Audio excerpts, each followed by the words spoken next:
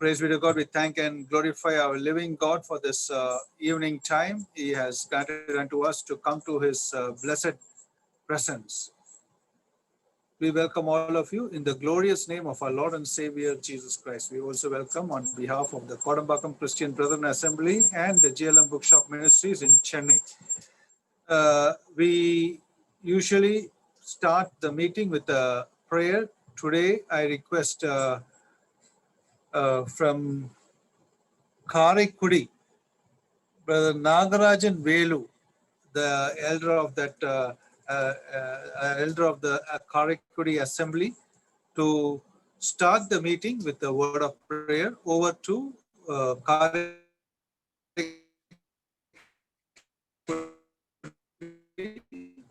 Dr. Nagarajan. Praise the Lord, brother. Praise the Lord, brother. ஜபிக்கலாம். நல்ல ஆண்டவரே, இந்த அருமையான நாளுக்காக நாங்கள் துதிக்கிறோம். பிதாவே, இந்த நாளினுடைய இந்த அருமையான மாலை வேளைக்காக ஸ்தோத்திரம். இந்த நாளிலே கத்தாவே, நாங்கள் ஆண்டவரே உடைய சமூகத்திலே கத்தாவே பல இடங்களிலிருந்து ஆண்டவரே இந்த இணையதளம் வழியாக ஆண்டவரே நாங்கள் கூடி வந்திருக்கிறோம். பல இடங்களிலிருந்து உடைய வார்த்தைகளை கேட்க முடியாம உடைய பிள்ளைகள் ஆண்டவரே அவளோடு கூட கடந்து வந்திருக்கிறார்கள். இந்த நாளிலே கத்தாவே நீர் இந்த கூட்டத்தை ஆளுகை செய்து கூட்டத்தினுடைய ஆரம்பம் முதல் ஆண்டவரே முடியும் மட்டும் உடைய கிருபை கூட இருக்க வேண்டுமா நாங்கள் கெஞ்சுகிறோம். பாடல் பாடப்போகிற அருமையான சகோதரர்கள் எடுத்து பயன்படுத்தும். இன்றைக்கு எங்களோடு கூட தேவனுடைய வார்த்தையை பகிர்ந்து கொடுக்க போகிற அருமையான சகோதரன் அண்டு சைலஸ் அவர்களுக்காக நாங்கள் ஜெபிக்கிறோம். வேண்டிய ஒத்தாசை பரத்திலிருந்து அவருக்கு தாரோம். உங்களுடைய வார்த்தையில் கேட்கக்கூடிய நாங்கள் உங்களுடைய வார்த்தையின்படியே நாங்கள் ஜீவிக்க நீர் எங்களுக்கு உதவி செய்ய வேண்டுமா என்னுடைய பாதத்தில் வந்து நாங்கள் கெஞ்சுகிறோம். எப்பொழுதும் நீர் எங்களுக்கு நல்லவராக இருக்கிறீர். ஆண்டவரே உங்களுடைய கிருபை எங்களுக்கு எப்பொழுதும் போதுமானதா இருப்பதற்காக நன்றியோடு கூட நாங்கள் துதிக்கிறோம்.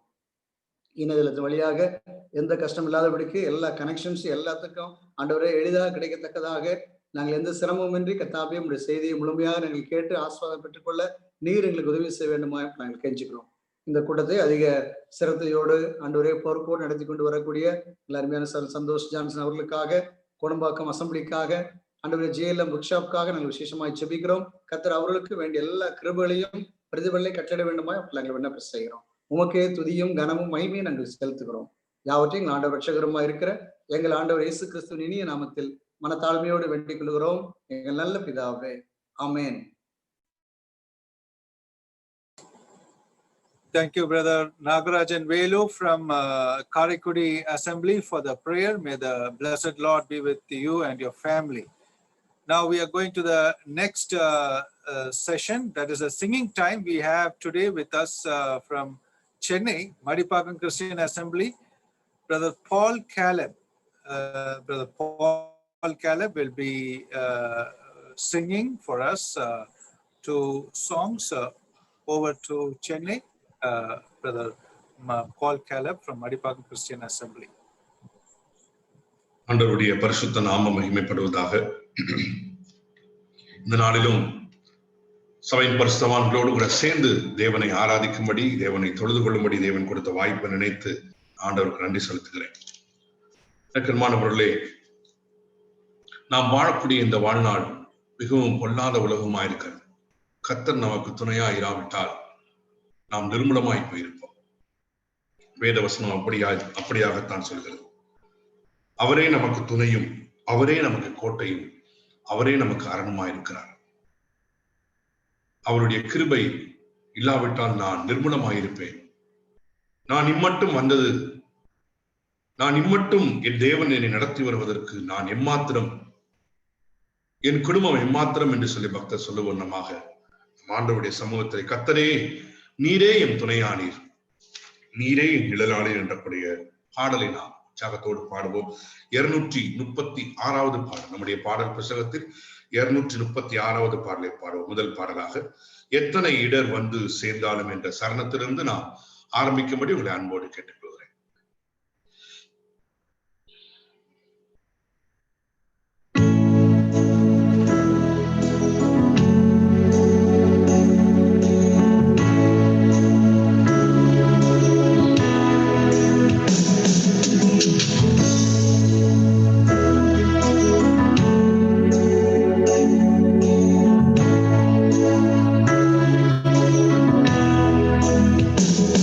எத்தனை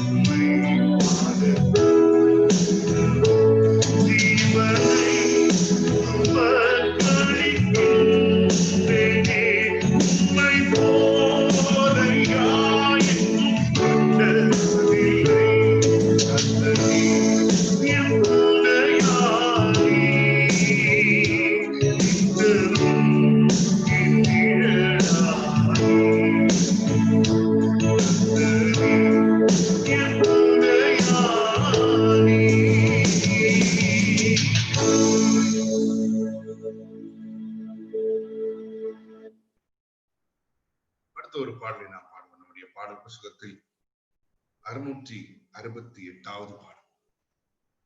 எனக்கு இந்த உலகத்துல எப்பேற்பட்ட உறவுகள் இருந்தாலும் என் உயிரோடு கலந்த ஒருவர் இருப்பார் என்றால் ஆண்டவராக இயேசு கிறிஸ்து மட்டுமே. அவரை நினைக்கும் பொழுதெல்லாம் இந்த உலகமெல்லாம் எனக்கு மறக்கிறது. என்னுடைய உணர்வெல்லாம் இனிக்கிறது. என்னை பாதுகாக்கிறவர், என்னை காண்கிறவர், என்னோடு கூட பேசுகிறவர்.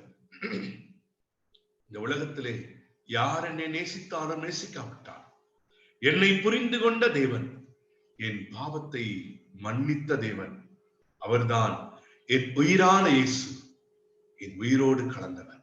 என் உயிரை நான் உம்மை துதிப்பேன் என்று சொல்லி பக்தர் பாடுகிறார். நாம் யாவரும் இருக்கிற இடத்துல இருந்து அந்த பாடலை நாம் ஆவியோடு உண்மையோடு கூட அந்த பாடலை நாம் பாடுவோம்.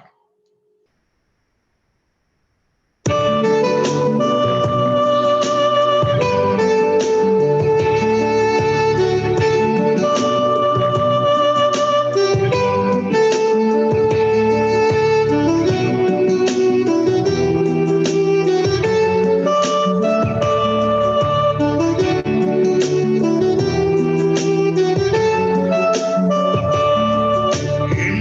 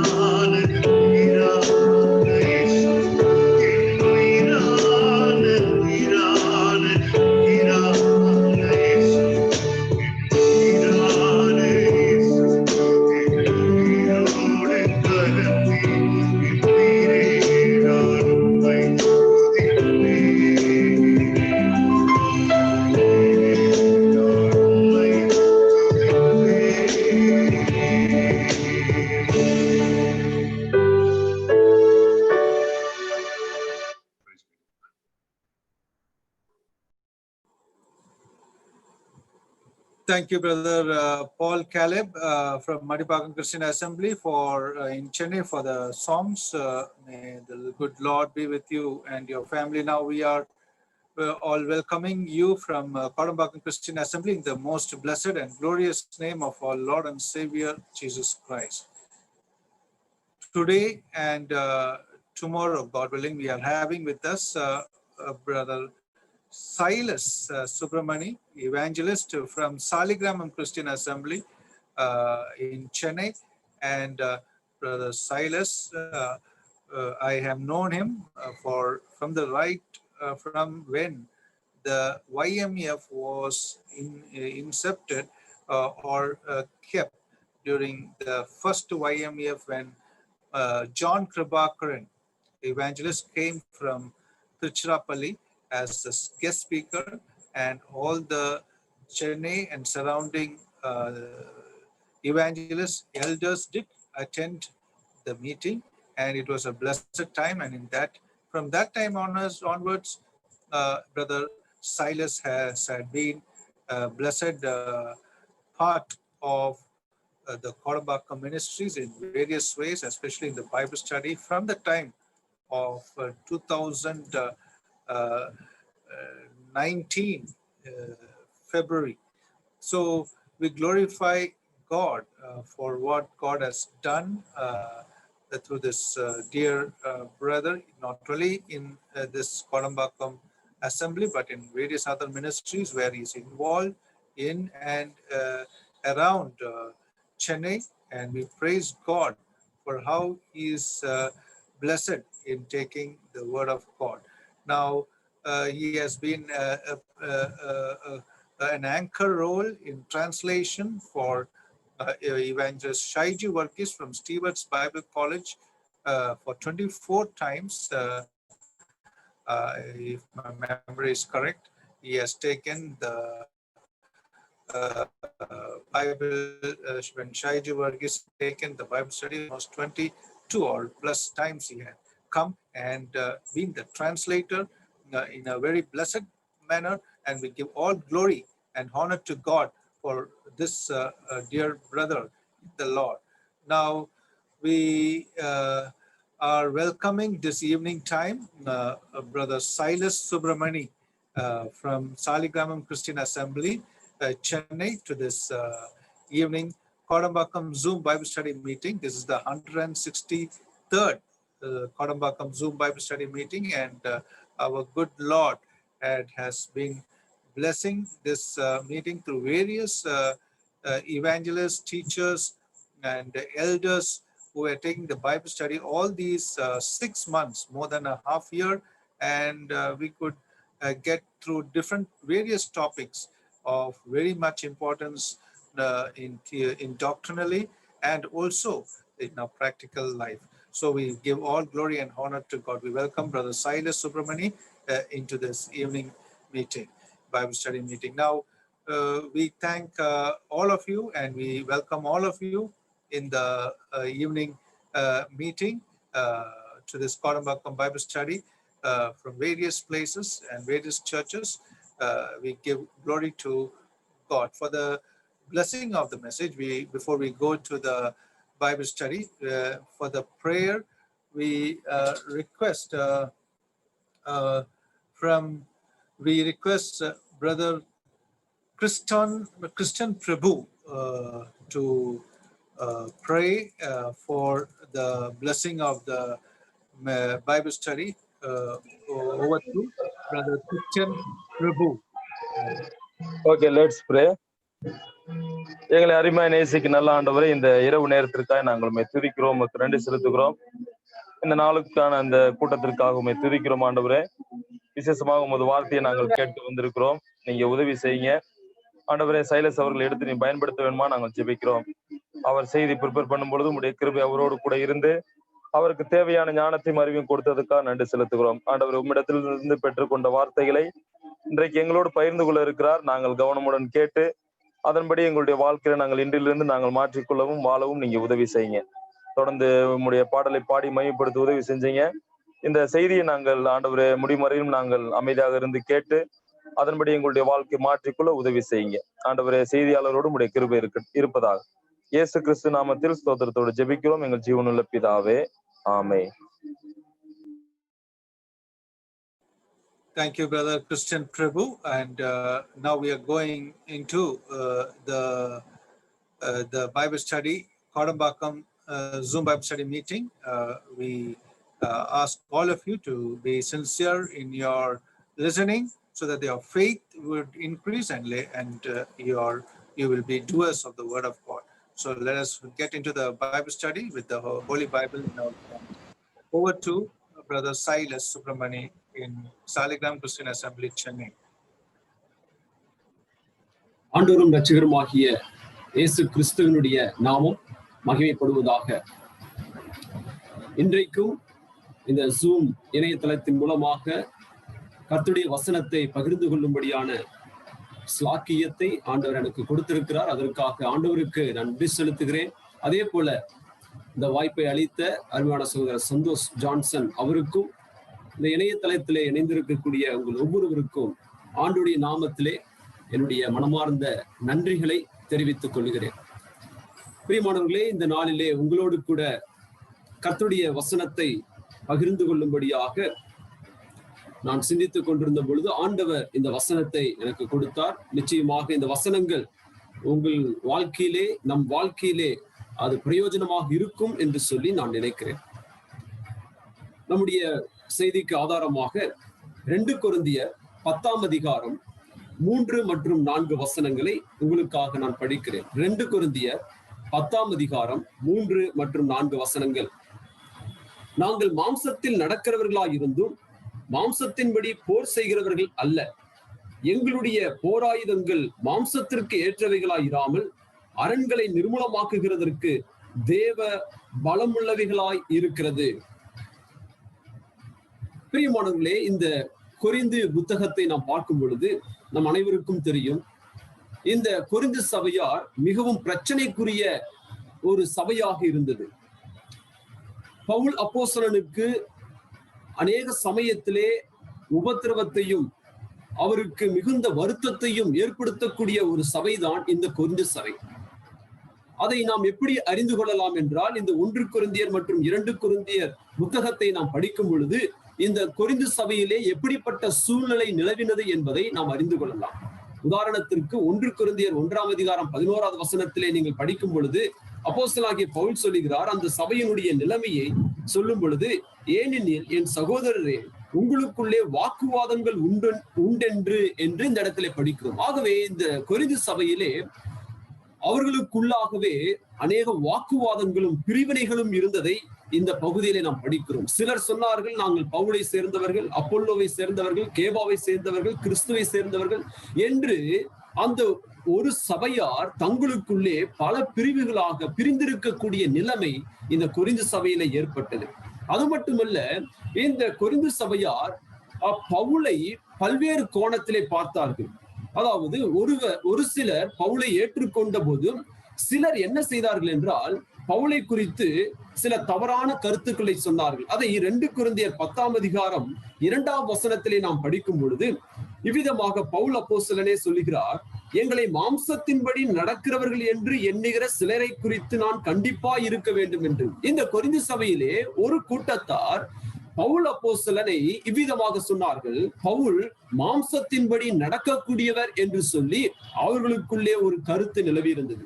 அது மட்டுமல்ல, இந்த கொரிந்து சபையிலே வந்த யூத மார்க்கத்தை சார்ந்தவர்கள் இந்த பவுலை குறித்து தவறான போதனை, பவுலை குறித்து தவறாக அங்கே சித்தரித்தார்கள். என்ன சொன்னார்கள் என்றால், அதே 2 கொரிந்தியர் 10ஆம் அதிகாரம் 10வது வசனத்திலே இவ்விதமாக நாம் படிக்கிறோம், பவுல் எழுத்துக்களில் வல்லமையுள்ளவராக இருக்கிறார், அவர் மிக சிறப்பாக பவுல் எழுதுகிறார், ஆனால் அவருடைய சரீரம் பலவீனமானது, அதே போல அவருடைய பேச்சும் அற்பமானது, அது வெறுக்கப்படத்தக்கது என்று சொல்லி அங்கே 10ஆம் வசனத்திலே அந்த கொரிந்து சபையிலே வந்து வெளியிலிருந்து வந்த யூத மதத்தை சார்ந்தவர்கள் பவுலை குறித்து தவறான விதத்திலே கருத்துக்களை அங்கே சொன்னார்கள். இப்படிப்பட்ட பல்வேறு குழப்பங்கள் நிறைந்த ஒரு சபையாக தான் இந்த கொரிந்து சபை காணப்பட்டது.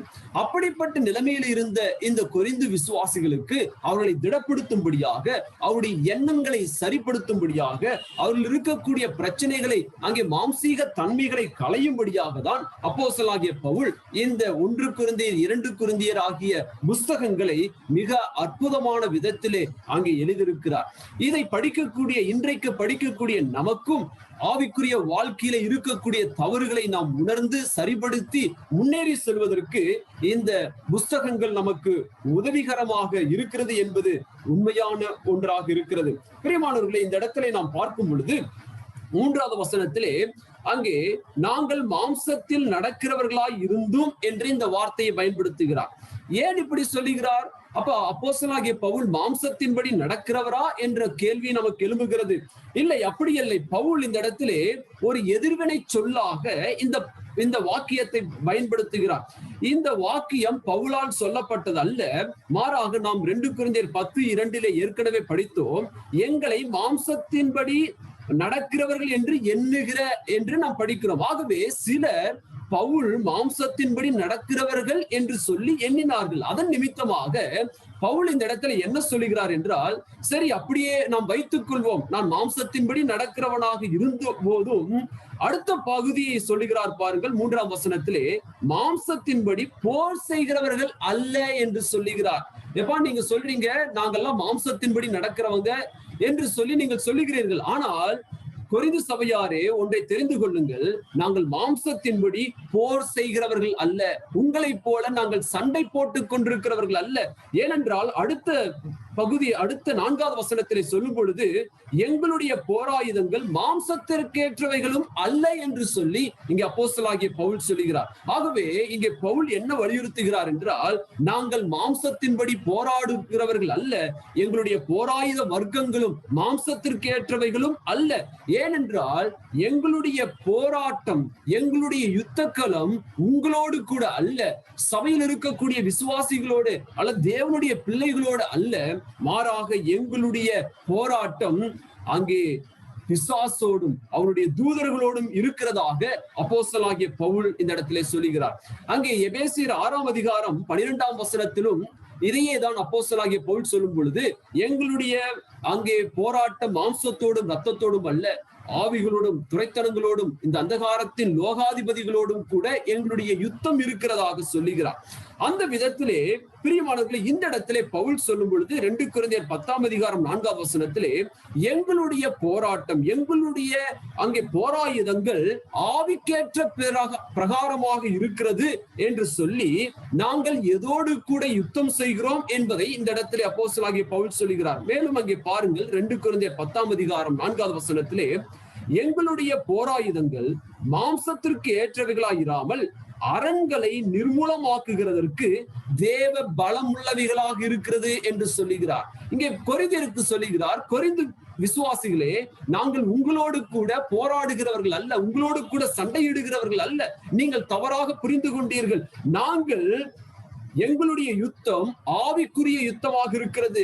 நாங்கள் அரண்களை நிர்மூலமாக்குகிறதற்காக எங்களுடைய போராயுதங்களை நாங்கள் பயன்படுத்தக்கூடியவர்களாக இருக்கிறோம் என்று சொல்லி அப்போஸ்தலனாகிய பவுல் இங்கே சொல்லுகிறார். பிரியமானவர்களே, ஒரு யுத்தம் நடக்கிறது என்று வைத்துக் கொள்வோம். அந்த யுத்தத்திலே பல்வகையான அங்கே தந்திரங்கள் பயன்படுத்தப்படும். அதிலே ஒரு விதம் எப்படி என்றால், இந்த எதிரி நாட்டு வீரர்கள் என்ன செய்வார்கள் என்றால், அந்த யாருக்கு நேராக போரிட வருகிறார்களோ அவர்களை மேற்கொள்ள முடியவில்லை என்றால் ஒரு தந்திரம் செய்வார்கள். என்ன தந்திரம் தெரியுமா? அந்த உள்நாட்டுக்குள்ளேயே குழப்பத்தை ஏற்படுத்துவார்கள், அல்லது உள்நாட்டுக்குள்ளேயே சண்டையை ஏற்படுத்தி அந்த பட்டணம் விழுவதை இவர்கள் வெளியிலிருந்து பார்த்து கொண்டிருப்பார்கள். இதுதான் கொரிந்து சபையிலே நடந்தது. கொரிந்து சபையிலே ஏற்பட்ட ஒரு மோசமான நிலை என்ன தெரியுமா? சாத்தான் எடுத்த ஒரு தந்திரம் என்னவென்றால், சாத்தான் அந்த சபைக்குள்ளேயே அங்கே பிரச்சனைகளை ஏற்படுத்தி, சபைக்குள்ளேயே அங்கே கலவரங்களை ஏற்படுத்தி, ஒருவருக்கொருவர் புரிந்து கொள்ள முடியாத சூழ்நிலையை ஏற்படுத்தி அவன் அமைதியாக உட்கார்ந்து கொண்டு பார்த்து கொண்டிருப்பதை தான் இந்த இடத்திலே பவுல் அப்போஸ்தலன் இந்த இடத்திலே சித்தரிக்கிறார். இதுதான் கொரிந்து சபையில ஏற்பட்ட ஒரு மோசமான நிலைமையாக இருக்கிறது. ஆனால் பவுல் இங்கே சொல்லுகிறார், நாங்கள் உங்களோடு கூட போராடுகிறவர்கள் அல்ல, உங்களைப் போல நாங்கள் அங்கே யுத்தம் செய்கிறவர்கள் அல்ல, நாங்கள் எதோடு போராடுகிறோம் என்றால் அரண்களை நிர்மூலமாக்குகிறதற்காக எங்களுடைய போராயுத வர்க்கங்களை அங்கே நாங்கள் பயன்படுத்துகிறோம் என்று சொல்லி அப்போஸ்தலனாகிய பவுல் இங்கே சொல்லுகிறார். பிரியமானவர்களே, நாம் நம்முடைய சகோதரரோடு கூட, நம்முடைய உடன் சகோதரரோடு கூட, நம்முடைய சபையில் இருக்கக்கூடிய நம்முடைய சகோதர சகோதரிகளோடு கூட அங்கே போராடும்படியாக நாம் இல்லை. நம்முடைய போராட்டம் யாரோடு என்றால் பிசாசோடும் அவனுடைய தூதர்களோடும் தான் காணப்படுகிறது என்பதை அநேக சமயத்திலே நாம் மறந்து போய் விடுகிறோம். நாம் பிசாசோடு போராடுவதை நிறுத்திவிட்டு நாம் அநேக சமயத்திலே இந்த கடைசி நாட்களிலே நம்முடைய ஐக்கியம் எவ்விதமாக இருக்கிறது, நாம் நமக்குள்ளே பல்வேறு பிரிவினைகளை ஏற்படுத்தி தேவனுடைய திட்டத்தையும் தேவன் நமக்கு கொடுத்த அந்த நோக்கத்தையும் மறந்தவர்களாக நாம் வாழ்ந்து கொண்டிருக்கிறோம் என்பது மெய்யாக காணப்படுகிறது. இந்த நிலைமையானது கொரிந்து சபையிலே காணப்பட்டது. அதனாலே தான் அப்போஸ்தலனாகிய பவுல் இந்த நிருபத்தை எழுத வேண்டியது அவசியமாக இருந்தது. இந்த இடத்திலே நான் வலியுறுத்தி காட்டுவது என்னவென்றால், இந்த 4வது வசனத்திலே அரண்களை நிர்மூலமாக்குகிறதற்கு தேவ பலமுள்ளவைகளாக இருக்கிறது என்பதை உங்களுக்கு முன்பதாக சுட்டிக்காட்டி என் செய்தியை நிறைவு செய்ய ஆசைப்படுகிறேன். இந்த இடத்திலே அரண்கள் என்பது எவைகளை இந்த இடத்திலே அப்போஸ்தலனாகிய பவுல் குறிப்பிடுகிறார். நீங்கள் 5வது வசனத்தை நீங்கள் பாருங்கள். 2 கொரிந்தியர் 10ஆம் அதிகாரம் 5வது வசனம். அவைகளால் நாங்கள் என்று இந்த இடத்துல பயன்படுத்துகிறார். அவைகளால் என்றால் எவைகளால்? அப்படி என்றால் 4வது வசனத்திலே அங்கே சொல்லப்பட்டுள்ள அவைகளால் 4வது வசனத்திலே என்ன உள்ளது? எங்களுடைய போராயுதங்கள் மாம்சத்திற்கு ஏற்றவைகளாயிராமல் அரண்களை நிர்மூலமாக்குகிறதற்கு தேவ பலம் உள்ளவைகளாக இருக்கிறது. அப்ப அவைகளால் என்று சொல்லும் பொழுது 4வது வசனத்திலே சொன்ன அந்த போராயுத வர்க்கங்கள், தேவ பலன் உடைய அந்த போராயுத வர்க்கத்தை குறித்து இங்கே அப்போஸ்தலனாகிய பவுல் 5வது வசனத்திலே அவைகளால் என்ற வார்த்தையை அங்கே பயன்படுத்துகிறார். இந்த தேவ பலம் உடைய இந்த போராயுத வர்க்கங்களால் நாங்கள் என்ன செய்கிறோம் என்றால் 3 காரியங்களை அல்லது 3 அரண்களை நாங்கள் நிர்மூலமாக்குகிறோம் என்று சொல்லி அப்போஸ்தலனாகிய பவுல் இந்த இடத்திலே சொல்லுகிறார். அவைகள் ஒன்றன் பின் ஒன்றாக உங்களுக்கு நான் விளக்க ஆசைப்படுகிறேன். முதலாவதாக நாம் பார்க்கும் பொழுது 5வது வசனத்திலே இந்த அரண்கள் எவைகள் என்பதை 5வது வசனத்திலே அப்போஸ்தலனாகிய பவுல் குறிப்பிடுகிறார். அவைகளால் நாங்கள் தர்க்கங்களையும் தேவனை அறிகிற அறிவுக்கு விரோதமாய் எழும்புகிற எல்லா மேட்டுமைகளையும் நிர்மூலமாக்கி எந்த எண்ணத்தையும் கிறிஸ்துவுக்கு கீழ்ப்படிய சிறைப்படுத்துகிறவர்களாக இருக்கிறோம். பிரியமானவர்களே, இந்த இடத்திலே அப்போஸ்தலனாகிய பவுல் இந்த 3 காரியங்களை அரணாக இந்த இடத்திலே சொல்லுகிறார். இந்த 3 காரியங்கள் எவைகள்? தர்க்கங்கள், மேட்டுமைகள், எண்ணங்கள்.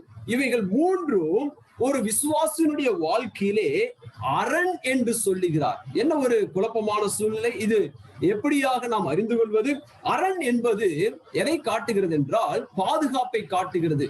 எதிரியின் இடத்திலிருந்து அங்கே பாதுகாக்கக்கூடிய ஒரு காரியம்தான் இந்த அரணாக இருக்கிறது. ஒரு தேசத்தை நாம் சுதந்திரித்துக் கொள்ள வேண்டும் என்றால், சுலபமாக அந்த தேசத்தை வீழ்த்த வேண்டும் என்றால், முதலாவது அந்த அரண்களை நாம் என்ன செய்ய வேண்டும் என்றால் வீழ்த்தினால்தான் சுலபமாக அந்த தேசத்திற்குள் சென்று அந்த பட்டணத்தை நாம் பிடிக்க முடியும்.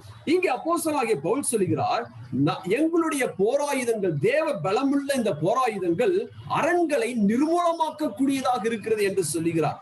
அப்ப இந்த இடத்திலே எவைகளை அரணாக இங்கே பவுல் சொல்லுகிறார் என்றால், 5ஆம் வசனத்திலே நாம் பார்த்தது போல தர்க்கங்களையும், அடுத்தது 2வதாக மேட்டுமைகளையும், 3வதாக எண்ணங்களையும் அரணாக இந்த இடத்திலே சொல்லுகிறார். இப்படிப்பட்ட இந்த அரண்களை நம்முடைய வாழ்க்கையிலே உடைத்தெறிய வேண்டும் என்று சொல்லுகிறார். இந்த அரண்கள் இருக்கும் வரைக்கும் நாம் ஆவிக்குரிய வாழ்க்கையிலே வளர முடியாது. இந்த அரண்கள் இருக்கிற வரைக்கும் நம்முடைய கிறிஸ்துவ வாழ்க்கை அது செம்மையாக இருக்காது. இப்படிப்பட்ட அரண்கள் இருக்கிற வரைக்கும் நம்முடைய சபையானது வளர்ச்சியின் பாதையிலே, முன்னேற்ற பாதையிலே ஒருபோதும் செல்லாது. பவுல் இங்கே சொல்லுகிறார், இப்படிப்பட்ட அரண்களை நீங்கள் நிர்மூலமாக்க வேண்டும். அதற்கு தேவனுடைய பலமுள்ள அந்த போராயுதங்கள் நமக்கு உதவி செய்யக்கூடியதாக இருக்கிறது என்று சொல்லி அப்போஸ்தலனாகிய பவுல் சொல்லுகிறார். பிரியமானவர்களே, இந்த அரணுக்குள் யார் இருப்பார்கள்? ஒரு தேசத்திலே அந்த அரணுக்குள் ஜனங்களும் போர் வீரர்களும் பாதுகாப்பாக இங்கே ஒளிந்து கொள்வார்கள். ஏனென்றால் அந்த அரண் அவர்களை பாதுகாக்கக்கூடியதாக இருக்கிறது. இங்கே இந்த அரணுக்குள் யார் பாதுகாப்பாக இருக்கிறார் என்றால் மாம்சமும் பிசாசும் அங்கே இந்த அரணுக்குள் பாதுகாப்பாக இருக்கிறார்கள். பிரியமானவர்களே, நம்முடைய வாழ்க்கையிலே இந்த தர்க்கங்களும் இந்த மேட்டுமைகளும் இந்த தீய எண்ணங்களும் இருக்கும் பொழுது இந்த அரண் போன்ற இவைகளுக்குள்ளாக பிசாசும் நம்முடைய மாம்சீக மனுஷனும் போய் பாதுகாப்பாக இருக்கிறார்கள். இவர்கள் இருக்கும் வரைக்கும் நம்முடைய வாழ்க்கை சீர்பொருந்துமா? நம்முடைய வாழ்க்கையிலே வளர்ச்சி காணப்படுமா? நிச்சயமாக இருக்கவே இருக்காது. என்னை கேட்டுக்கொண்டிருக்கிற பிரியமானவர்களே, இப்படிப்பட்ட அரண்கள் நம்முடைய வாழ்க்கையிலே இருக்கும் என்றால் அவைகளை எல்லாம் தகர்த்தெறிய வேண்டும், அவைகளை எல்லாம் நிர்மூலமாக்க வேண்டும் என்று சொல்லி அப்போஸ்தலனாகிய பவுல் இங்கே சொல்லுகிறார். முதலாவதாக நாம் பார்க்கும் பொழுது தர்க்கங்கள் என்று அங்கே சொல்லுகிறார். பாருங்கள், 5வது வசனத்திலே எவைகளால் இந்த போராயுத வர்க்கங்களால் நாங்கள் தர்க்கங்களையும் என்று சொல்லுகிறார். தர்க்கம், ஆர்கியூமெண்ட்ஸ், அல்லது இன்னொரு விதத்திலே சொல்ல போனால் வாக்குவாதங்கள் என்று சொல்லி நாம் அதை அர்த்தம் கொள்ளலாம். பவுல் சொல்லுகிறார், நாங்கள் இந்த தர்க்கம் என்கின்ற இந்த அரணை அல்லது வாக்குவாதம் என்கின்ற இந்த அரணை நாங்கள் கிறிஸ்து இயேசுவின் மூலமாக அவர் எங்களுக்கு கொடுத்த அந்த போராயுத வர்க்கத்தின் மூலமாக நாங்கள் நிர்மூலமாக்குகிறோம் என்று சொல்லுகிறார். பிரியமானவர்களே, சாத்தான் மிக நேர்த்தியாக பயன்படுத்தக்கூடிய ஒரு ஆயுதம் என்ன தெரியுமா? விசுவாசிகளுக்கு நேராக அல்லது விசுவாசிகளை கொண்டு பயன்படுத்தக்கூடிய ஒரு ஆயுதம் இந்த வாக்குவாதமாக இருக்கிறது, தர்க்கமாக இருக்கிறது. அப்போஸ்தலனாகிய பவுல் எபேசிய நிருபம் 6ஆம் அதிகாரம் 11வது வசனத்திலே அங்கே சொல்லும் பொழுது சொல்லுகிறார். பாருங்கள், எபேசியர் 6ஆம் அதிகாரம் 11வது வசனம். நீங்கள் பிசாசின் தந்திரங்களோடு எதிர்த்து நிற்க திராணியுள்ளவர்களாகும்படிக்கு. பிரியமானவர்களே, பிசாசு அவன் ஒரு தந்திரக்காரன். அவனை நாம் ஒருபொழுதும் புரிந்து கொள்ள முடியாது. அவன் பல கோணங்களிலே நம்மை வீழ்த்தக்கூடியவனாக இருக்கிறான். அவன் தந்திரக்காரனாக இருக்கிறான். ஏன் ஆதியாகம புஸ்தகத்திலேயே நாம் படிக்கிறோம், ஏவாளை தந்திரமாக அவன் என்ன செய்தான் தெரியுமா? வீழ்த்தினான். அவர்கள் இருந்த சூழ்நிலை பரிசுத்த பூமியாக இருந்தது. அவர்கள் பரிசுத்த நிலைமையில இருந்தார்கள்.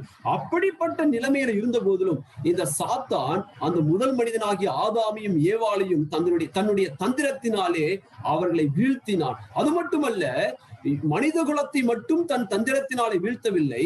நாம் பார்க்கிறோம், தூதர்களிலே 1/3 கூட்டத்தை அவன் என்ன செய்தான் தெரியுமா? தன்னுடைய தந்திரத்தினாலே தன்னுடைய தூதர்களாக அவன் மாற்றினான். அவர்களை எல்லாரையும் கீழே விழும்படியாக செய்தான். அவ்வளவு பெரிய தந்திரக்காரன் தான் இந்த சாத்தானாக இருக்கிறான். இன்றைக்கும் பிரியமானவர்களே, நாம் ஜாக்கிரதையாக இல்லை என்றால், நம்முடைய சபையின் வாழ்க்கையிலே, நம்முடைய தனிப்பட்ட வாழ்க்கையிலே நாம் ஜாக்கிரதையாக இல்லை என்றால், அவன் தன்னுடைய தந்திரத்தினாலே நம்மையும் வீழ்த்தக்கூடியவனாக இருக்கிறான். அவன் எடுத்திருக்கக்கூடிய ஒரு தந்திரம் என்ன தெரியுமா?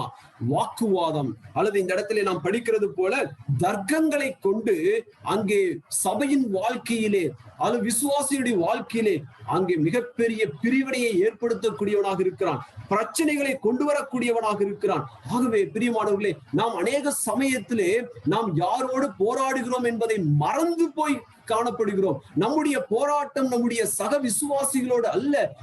நம்முடைய போராட்டம் யாரோடு இருக்கிறது என்றால் நம்முடைய எதிராளியாகிய பிசாசானவனோடு கூட இருக்கிறது. ஆனால் அநேக சமயத்திலே என்ன நடக்கிறது தெரியுமா? சாத்தான் நின்று வேடிக்கை பார்த்து கொண்டிருக்கிறான். அங்கே உள்நாட்டு கலவரம் ஏற்படுகிறது. அங்கே சபைக்குள்ளே வாக்குவாதங்களும் பிரிவினைகளும் ஏற்படுகிறது. இதுதான் கொரிந்து சபையில ஏற்பட்டது. அங்கே சாத்தானோடு போராட வேண்டிய விசுவாசிகள் இப்பொழுது தங்களுக்குள்ளே போராடி கொண்டிருக்கிறார்கள். இங்கே யுத்த களத்திலே நீங்கள் பார்ப்பீர்கள் என்றால், அங்கே யுத்த களத்திலே தங்கள் சக வீரரோடு கூட அங்கே வீரர்கள் போராடி கொண்டிருப்பார்கள் என்றால் அந்த தேசம் ஒருபொழுதும் நிலை நிற்காது. அது நிச்சயமாக அந்த போரிலே தோற்று போகும். பிரியமானவர்களே, நம்முடைய போராட்டம் நம்முடைய சக விசுவாசிகளோடு அல்ல. நம்முடைய போராட்டம் பிசாசோடும் அவருடைய தூதர்களோடும் இருக்கிறது என்பதை மறந்து போக வேண்டாம். அதைதான் எபேசியர் 6ஆம் அதிகாரத்திலே படிக்கிறோம். 12வது வசனத்திலே, ஏனென்றால் மாம்சத்தோடும் இரத்தத்தோடும் அல்ல, துரைத்தனங்களோடும் அதிகாரங்களோடும் இப்பிரபஞ்சத்தின் அந்தகார லோகாதிபதிகளோடும் வானமண்டலத்தில் உள்ள பொல்லாத ஆவிகளின் சேனைகளோடும் நமக்கு போராட்டம் உண்டு என்று சொல்லி இங்கே அப்போஸ்தலனாகிய பவுல் சொல்லுகிறார்.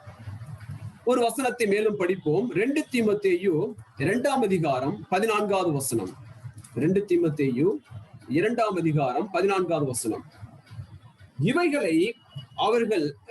இவைகளை அவர்களுக்கு நினைப்பூட்டி ஒன்றுக்கும் பிரயோஜனம் இல்லாமல் கேட்கிறவர்களை கவிழ்த்து போடுகிறதற்கு ஏதுவான வாக்குவாதம் செய்யாதபடிக்கு கர்த்தருக்கு முன்பாக அவர்களுக்கு எச்சரித்து புத்தி சொல்லு. அப்போஸ்தலனாகிய பவுல் தீமோத்தேயுக்கு எழுதும் பொழுது அங்கே சொல்லுகிறார், தீமோத்தேயுவே, நீ சபையிலே எப்படி நீ நடந்து கொள்ள வேண்டும், சபையில் இருக்கிற விசுவாசிகளை எப்படி அவருடைய ஆவிக்குரிய வாழ்க்கையிலே வளர்க்க வேண்டும் என்று சொல்லிக் கொடுக்கக்கூடிய அந்த படிகளிலே இந்த சொல்லுகிறார். ஒருபொழுதும் இந்த வாக்குவாதம் சபைக்குள்ளே இருக்கக்கூடாது என்று சொல்லுகிறார். என்ன சொல்றார் பாருங்கள், இவைகளை அவர்களுக்கு நினைப்பூட்டி ஒன்றுக்கும் பிரயோஜனம் இல்லாமல் கேட்கிறவர்களை கவிழ்த்து போடுகிறதற்கு ஏதுவான வாக்குவாதம். பிரியமானவர்களே, இந்த வாக்குவாதங்கள், இந்த தர்க்கங்கள் பவுலை பொறுத்த மட்டிலும், பவுலுடைய பார்வை பொறுத்த மட்டிலும், அல்லது தேவனுடைய பார்வையில எப்படி இருக்கிறது என்றால் ஒன்றுக்கும் பிரயோஜனமற்றது. நாம் பிரயோஜனமற்றவைகளை ஒருபோதும் நம் வீட்டிலே என்ன செய்ய மாட்டோம், வைத்திருக்க மாட்டோம் இல்லையா? பிரயோஜனமற்றவைகளை நாம் என்ன செய்வோம், குப்பை தொட்டியிலே தூக்கி போடுவோம். இங்கே பவுல் சொல்லுகிறார், இந்த வாக்குவாதங்கள், இந்த தர்க்கங்கள் எல்லாம் தூக்கி போடப்பட வேண்டியவைகள், இவைகள் எல்லாம் ஒன்றுக்கும் பிரயோஜனமற்றவைகள். ஆனால் இன்றைக்கு சாத்தான் அப்படிப்பட்ட பிரயோஜனமற்றவைகளை கொண்டு அங்கே நம்மை பயன்படுத்துகிறான்.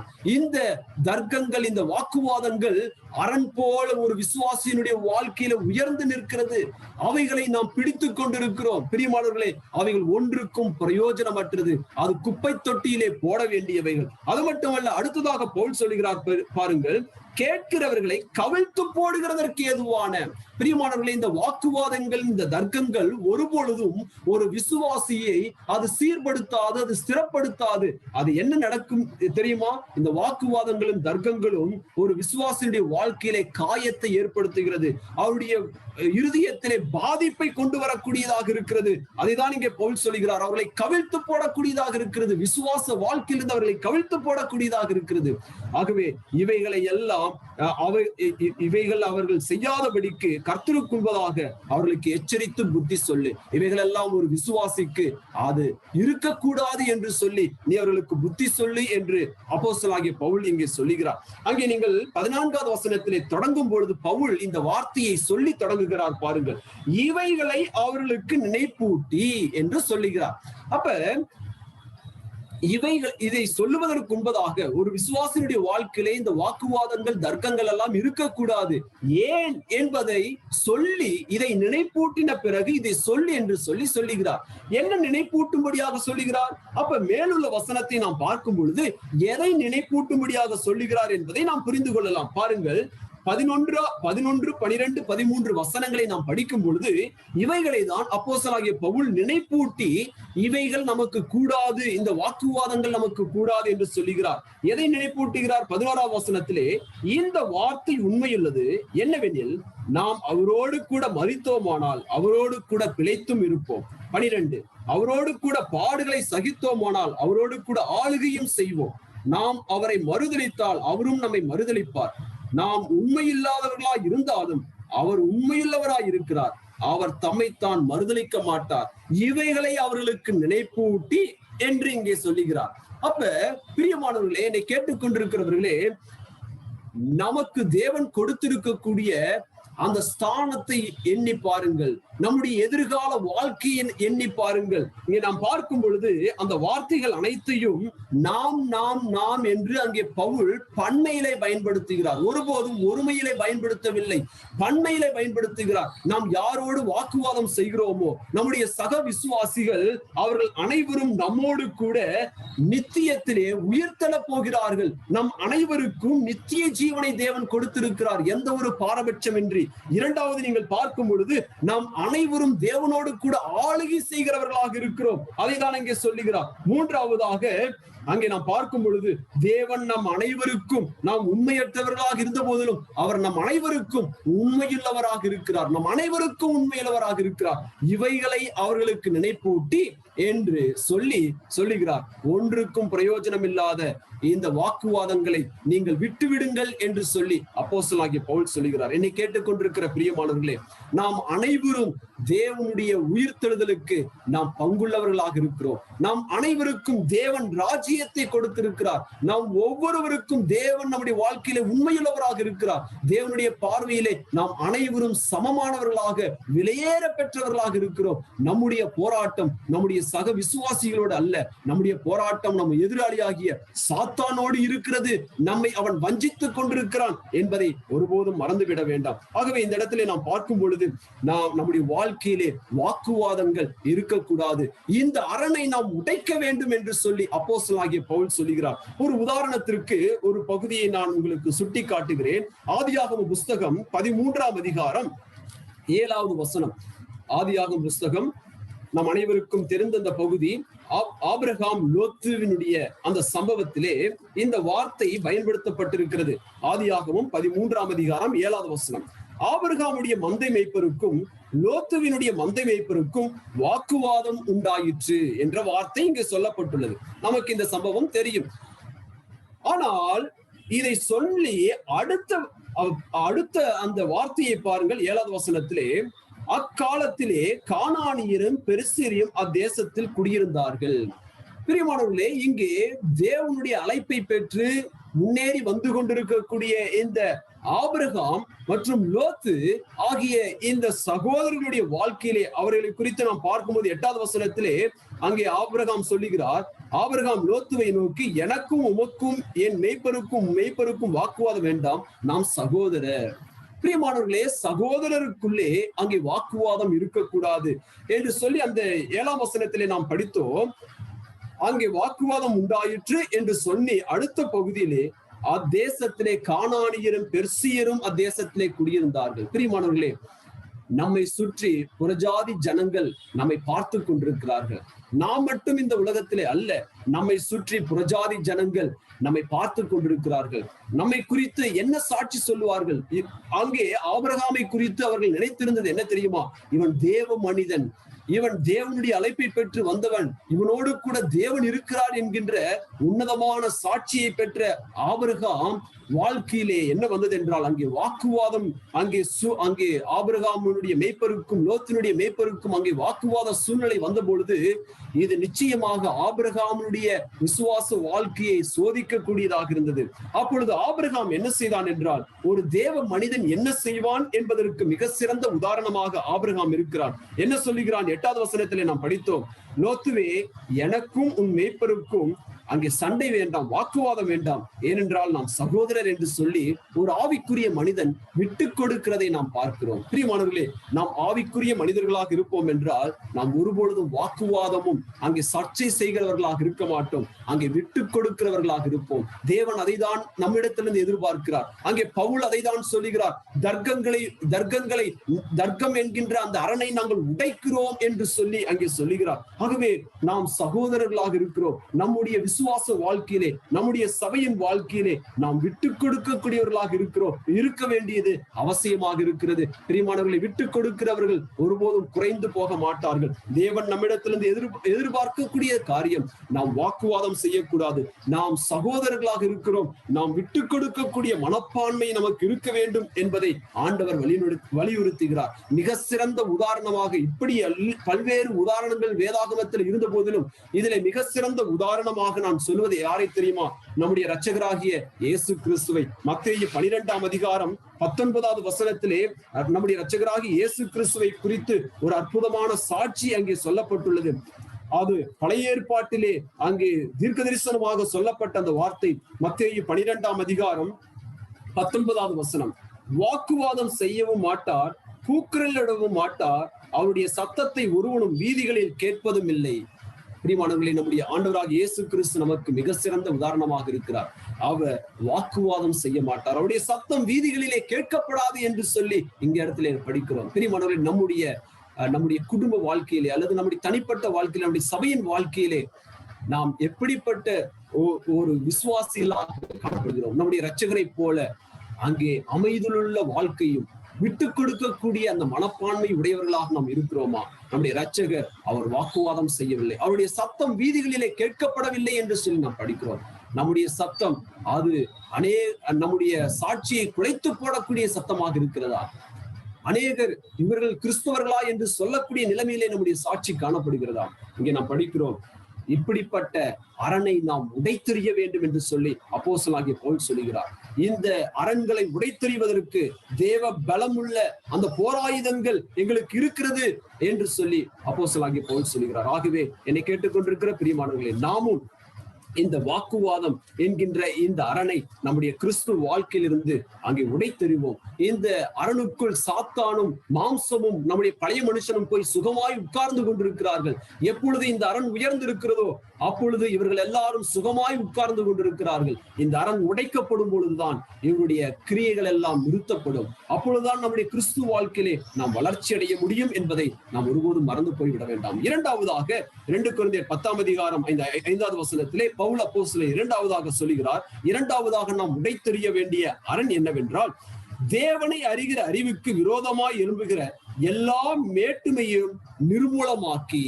இரண்டாவதாக பவுல் சொல்வது பிரைட், மேட்டுமை என்கின்ற அரணை நம்முடைய கிறிஸ்துவ வாழ்க்கையிலிருந்து நாம் நிர்மூலமாக்க வேண்டும் என்று சொல்லுகிறார். அந்த அழகான வார்த்தை சொல்லப்பட்டுள்ளது, எல்லா மேட்டுமையும் நிர்மூலமாக்கி. எல்லா மேட்டுமையும் நிர்மூலமாக்கி. ஏதோ ஒரு சில அங்கே மேட்டுமை என்று வார்த்தை அல்ல, எல்லா மேட்டுமையும் நாம் நிர்மூலமாக்க வேண்டியது அவசியமாக இருக்கிறது. பிரியமானவர்களே, இந்த மேட்டுமையினுடைய உறைவிடம் யார் என்று கேட்டால் நாம் உடனடியாக சொல்லிவிடுவோம், சாத்தான் தான் இந்த மேட்டுமையினுடைய தொடக்கமாக இருக்கிறான். அவனில் இருந்துதான் இந்த மேட்டுமை பாவமானது அங்கே புறப்பட்டது என்பதை நாம் அறிந்திருக்கிறோம். ஒரு வசனத்தை உங்களுக்கு சுட்டிக்காட்டி அதன் அடிப்படையில் இருந்து சொல்ல ஆசைப்படுகிறேன். திருப்பிக் கொள்ளுங்கள். நீதிமொழிகள் 16:18 வசனம். நீதிமொழிகள் 16:18 வசனம். அழிவுக்கு முன்னானது அகந்தை, விழுதலுக்கு முன்னானது மனமேட்டுமை. பார்த்தீர்களா? அழிவுக்கு முன்னானது அகந்தை, விழுதலுக்கு முன்னானது மனமேட்டுமை. அழிவு வருவதற்கு முன்பதாக என்ன இருக்கும் தெரியுமா? அகந்தை இருக்குமா? இரண்டாவது, ஒருவன் விழுதலுக்கு முன்னானது மனமேட்டுமை. மனமேட்டுமை அங்கு நம்மை விலை செய்யக்கூடியதாக இருக்கிறது என்று சொல்லி இங்க படிக்கிறோம். இதுதான் சாத்தானுடைய லூசிபருடைய வாழ்க்கையில் நடந்தது. நமக்கு தெரிந்த அந்த வசன பகுதி எசேக்கியல் 28 எசேக்கியல் 28 வசனம். உன் அழகினால் உன் இருதயம் மேட்டுமையாயிற்று, உன் மினுக்கினால் உன் ஞானத்தை கெடுத்தாய், உன்னை தரையிலே தள்ளி போடுவேன், ராஜாக்கள் உன்னை பார்க்கும்படி உன்னை அவர்களுக்கு முன்பதாக வேடிக்கையாக்குவேன். அந்த நீதிமொழிகளிலே படித்த அந்த வார்த்தை சரியாக சாத்தானிலே நிறைவேறுகிறதை பாருங்கள். அவன் மேட்டுமை கொண்டான். அடுத்தது என்ன வருகிறது என்றால், அவன் தரையிலே விழ தள்ளப்பட்டான் என்று நாம் படிக்கிறோம். அதே போல ஏசாயா தீர்க்கதரிசன புத்தகம் 14 வசனம். ஏசாயா 14.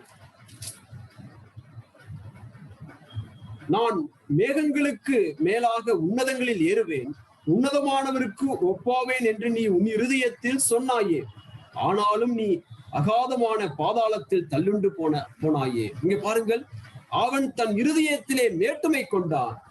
அந்த மேட்டுமையின் அடுத்தபடி என்ன நடந்தது என்றால், அவன் அகாதமான பாதாளத்திலே அவன் தள்ளுண்டு போனான் என்று நாம் படிக்கிறோம். ஆகவே நீதிமொழிகளிலே சொன்னது போல அங்கே விழுதலுக்கு முன்னானது மனமேட்டுமையாக இருக்கிறது.